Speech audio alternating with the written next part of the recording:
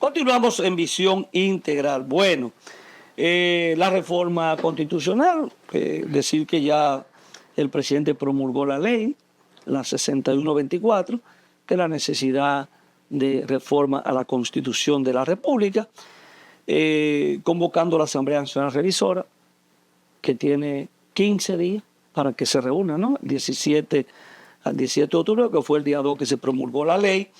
Entonces, para sesionar, sin embargo, parece que los apretos se están haciendo para que sea antes de cumplirse los 15 días. Y parece que el próximo lunes, mañana, es posible que ya se esté haciendo la convocatoria. Y si no el lunes, en la semana, empiece ya la reunión conjunta para declarar abierta la Asamblea Conjunta, la Asamblea Revisora de la Constitución de la República. Hay que destacar que un punto de debate para la revisión de la Constitución es el argumento del Ministerio Público Independiente, las cláusulas de la unificación de las elecciones. La cláusula pétrea para el tema de la fortalecer un poco más o hacer más difícil la modificación de las elecciones para una repostulación al margen de lo que esté establecido, porque esté establecido 2 periodos consecutivos y más nada, ¿no?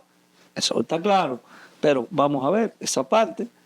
Unificación de las elecciones, el Ministerio Público Independiente, la reducción de los diputados que se consensuó en 22 y otros temas más que hay. Creo que son 7 aspectos, 7 artículos que se estarían modificando. Yo creo que va a levantar muchas posiciones encontradas. Vimos que esta semana que pasó, los miembros del Congreso, de la Cámara, específicamente la Cámara de Diputados, en la Cámara de Diputados se retiraron. Dominicana y la Fuerza del Pueblo. Hay posiciones críticas a cómo se está llevando a cabo el proceso, pero es una posición mecánica, es mayoritaria y parece que eso se hace. Incluso de en esa misma tesitura de que ellos tenían mayoría en el Congreso y que como se manejaba el proceso no se manejó bajo un esquema de consulta.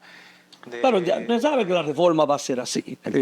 Y que se está en una coartando inclusive hasta el derecho hay una especie como de imposición según la oposición. Alguna gente criticó que no se le dio la palabra en un momento determinado, pero eso va a ser así, porque esa mayoría se va a aplicar, no va a ser de otra forma. Se retirarán de la Asamblea, participarán, no se sabe cuál va a ser la posición de la oposición, pero esa reforma va a aprobarse sí o sí, con las modificaciones que ya se acordaron. No va a ser de otra forma. Es lamentable que una reforma a la Constitución, que se pudo, que hay muchísimos aspectos que posiblemente se pudo aprovechar y tratarlo, se haga de esa forma y que no exista por lo menos un consenso con las organizaciones. Pero aquí hay un histórico de gobernantes y yo creo que eso no es sano. Cada administración viene con un esquema de reforma a la Constitución, no profunda, vamos a decir, porque la reforma a la Constitución más profunda se realizó de manera en base a un consenso nacional en el 2010, donde se consultaron los sectores. Pero ya después de ahí, bueno, vimos el acuerdo de el famoso acuerdo de las corbatas azules, ¿ustedes se acuerdan? Sí, sí. Entonces yo creo que eso no es sano para la garantía de la seguridad jurídica del país, porque eso es un riesgo. Vamos a ver los organismos lo ven así. Vamos a ver lo que surge de esta reforma, pero parece que nadie se va a atrever a plantear nada que no esté ahí en esos puntos acordados.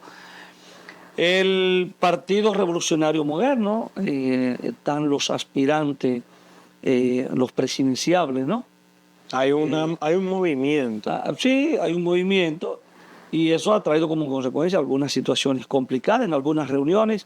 Y en la semana pasada hablábamos del caso de La Vega, que aún no se resuelve, que es algo que está en el limbo y parece que ahí se han manifestado las luchas internas, porque es una plaza importante y cualquier de los precandidatos que tiene fuerza, porque ahí lo que ha ocurrido, que ya el presidente de la República, con demasiado tiempo, no tenía que hablar de que no iba, porque la Constitución estaba clarísima, pero no abrir ese espacio que abrió. Y entonces, ¿qué es lo que está haciendo? Los que aspiran, que están en posiciones, la mayoría tienen posiciones en el gobierno. empiezan a utilizar las instituciones para su promoción interna y tienen espacio en cada una de las provincias y los municipios, porque tienen senadores, tienen diputados, tienen alcaldes, tienen directores de distrito, entonces eso está manifestado. Pero hay quienes no están de acuerdo con... Bueno, yo creo que el presidente en algún momento debió entender que cometió un error, quizás hablar de eso a destiempo. Bueno, y eso ya cuestionado. Hipólito le hizo la observación sí, sobre que en su gobierno él cometió ese error. Que cometió el error. De incitarle a sus compañeros que iniciaran su proceso. Y eso le genera un problema al gobierno porque la gente entonces deja de enfocarse en lo que son sus funciones públicas, y entonces empieza a hacer campaña. Entonces el gobierno tiene... Tú no mismo tú concentrado en hacer una buena gestión, fortalecer el gobierno, que es lo que tiene que ocurrir, a tú estás pensando en tu candidatura. Yo creo que el presidente en algún momento debe haberse arrepentido de hacer esa apertura que hizo. Han salido voces, caso de Guido Gómez Mazara, que en estas semanas, en algunos medios de comunicación, fijó posición sobre ese tema y mandó una carta al presidente del partido, José Ignacio Paliza, donde fija su posición clara sobre eso y llama a la reflexión, que tomen prudencia, que lo importante es el hacer una buena gestión, que se mire en el espejo de lo que ha ocurrido en otro momento, que si bien es cierto el partido ha tenido 4 triunfos y ahora en las elecciones municipales, presidenciales, y ha tenido triunfo consecutivo, que hay que concentrarse en el gobierno y no digregarse, ¿no? Porque si el gobierno desciende su popularidad por una mala gestión, pues eso va a afectar a un candidato.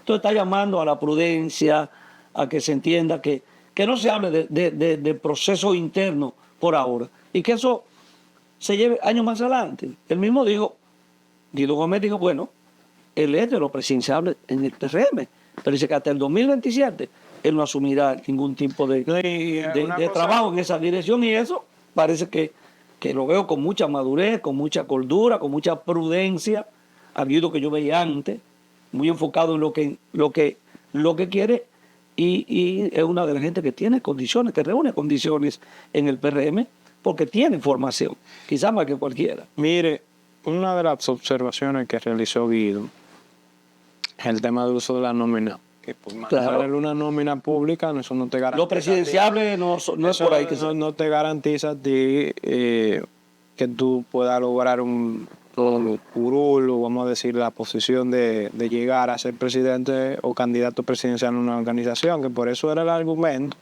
de que se vieran en el espejo, porque anteriores gestiones, algunos funcionarios habían entrado en esa práctica. Que llega, bueno, vamos a decir. Sí, no, es así. Hay gente que se cree presidenciable que tiene... Y vamos a decir también esta gestión, bueno, vamos a poner el caso de Roberto Fulcar. Y que se dio en otro gobierno también, muchísima gente que, porque entendía que tenía una posición, podía ser presidente de la República. Eso pasó en el PLD. Sí. Entonces, y de que tuvieron fuera de la posición, ya mismo se callaron los proyectos. Y eso es lo que yo estoy advirtiendo. Que hay un aspecto que es bien cierto lo que él dice del liderazgo, que tiene que todo partir de la formación, liderazgo político, trabajo con la sociedad, hacer una buena gestión. Entonces no es porque en los medios de comunicación también te estén diciendo que tú vas a ser candidato, porque tú tengas comunicación. Bueno, que los medios de comunicación se alimentan de mucho, vamos a ser un poco diplomático, tumbapolvismo, y que eso es básicamente para adquirir ese recurso en patrocinio, anuncio, colocación de anuncios en esos medios, y por eso que ese accionar se ha expandido.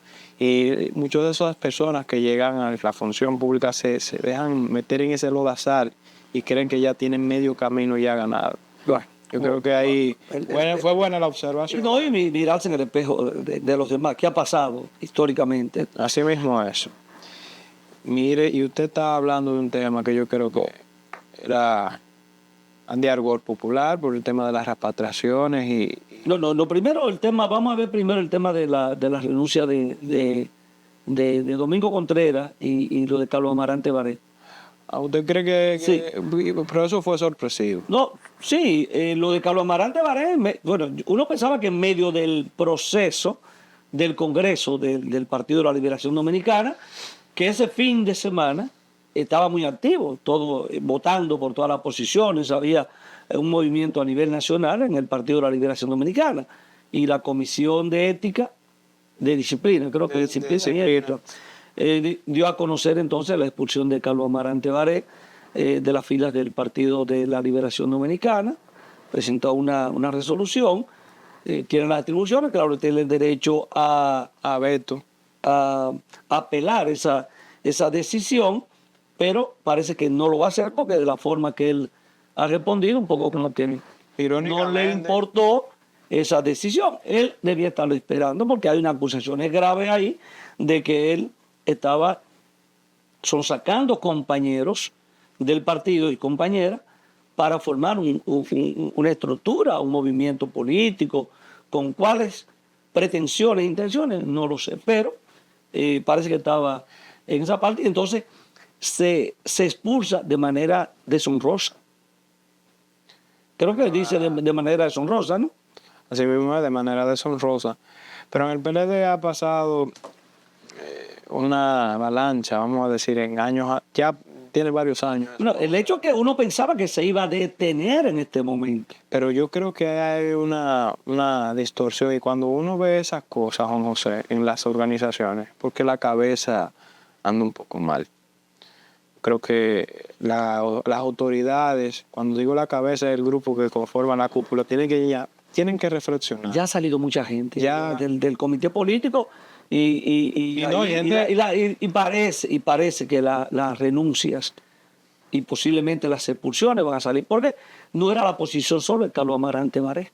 Otros miembros estaban haciendo causa común con ellos. Bueno, Tomás Pérez salió hace mucho. José Tomás Pérez salió, como salió Felucho Jiménez, Euclides, y ese grupo de dirigentes tradicionales se apartó un poco. Siguen siendo miembros del partido, pero no tienen posiciones ejecutivas en la organización, posiciones directivas, sino que son miembros, simples miembros. Pero hay un grupo de dirigentes como que salieron con Carlos Amarante Baré en el momento que Danilo dijo que no iba a permanecer en la presidencia del partido, y ahí fue que entonces él y un grupo más, otros miembros del comité político, le tomaron la palabra. Y después todo eso se echó hacia atrás y la mayoría de miembros del comité central le pidieron a Danilo Medina que recapacitara en esa posición y que siguiera frente a la organización. ¿Qué es lo que tiene que ocurrir con la elección del secretario general y el presidente del partido, que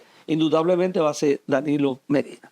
Tú dices, bueno, si Danilo Medina sigue al frente, quizá pueda detener, o no se sabe si seguirá al frente, haga que se profundice la situación del PLD. Pero en cualquier caso es bastante complicado, porque si tú sueltas al PLD sin alguien que pueda ejercer, como diríamos, el liderazgo, entonces también ahí se puede dar una situación bastante complicada, que ya tiene candidato presidencial. Y Domingo Contreras. Pero ahí es que yo hago la observación, o sea, ya hay una hemorragia histórica. Entonces, ¿qué vamos a esperar? Domingo Contreras, bueno, vamos a ver, él tiene que salir, se supone debe salir fortalecido de este Congreso. Y el caso Domingo Contreras,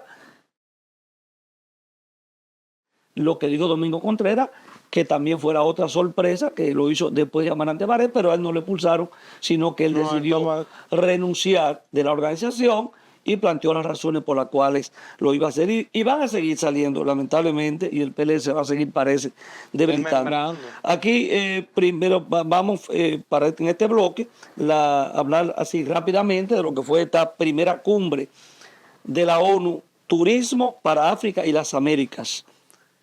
Primera cumbre de la ONU, Turismo para África y las Américas, donde participaron, dicen, unos 51 países de África y creo que 27 de América, de las Américas, para tratar de articular algunas iniciativas de manera conjunta en el área del turismo, y se cogió este país como sede, que es sumamente importante, ¿no? Porque a nosotros en el turismo nos ha ido bien, vamos a decirlo así. La recuperación que tuvimos y cómo ya nosotros podemos sobrepasar los 10 millones de turistas con una población igual prácticamente a la población que tenemos. Estamos hablando temas como inversión, formación de capital humano, innovación, inclusión en la industria cultural, que es sumamente importante. Yo creo que eso puede beneficiar a la República Dominicana. Estuvo la vicepresidenta de la República con el ministro de Turismo en lo que fue la inauguración de este evento, que durante 3 días se estuvieron discutiendo estas políticas sobre turismo, o primera cumbre que se hace en el país con países, una cooperación sur-sur, ¿no? Entonces, yo creo que eso es importante. Sí, vamos, yo creo que vamos a seguir apostando al turismo. Yo creo que Claro, aunque no todo tiene que aportarse al turismo, pero hay que diversificar, pero Así. parece ser que la estrategia sigue siendo como un buque insignia el turismo.